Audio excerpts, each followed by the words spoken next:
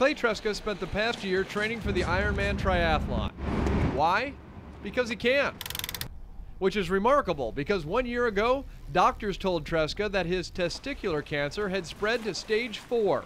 When they told me I was stage 4 terminal, I wasn't expected to survive past the end of 2009. But then Treska tried a new experimental treatment. And they would siphon out this blood, figure out a way to get the stem cells, and then freeze them. So once they administered the chemotherapy a month down the road, and I started to die, then they would infuse the stem cells into my body and essentially bring me back from death.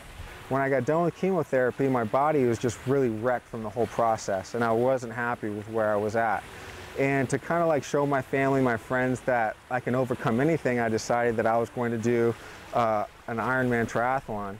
When Clay started to train for the Ironman, he says he didn't know how to swim or bike.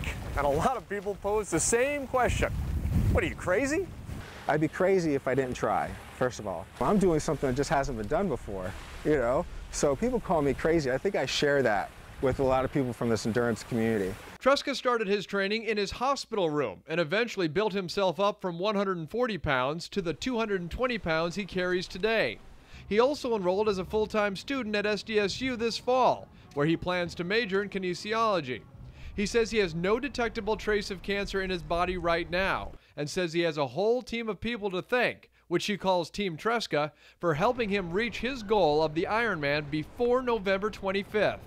And the reason why that date's so important is because that will be within less than 1 year of my last stem cell infusion. I would have built myself up from death all the way up to doing the world's hardest, longest endurance race in less than 1 year. You know, I've been called many things in my life, but inspiration is something I was called just recently. And when I heard that for the first time, I couldn't get enough of it.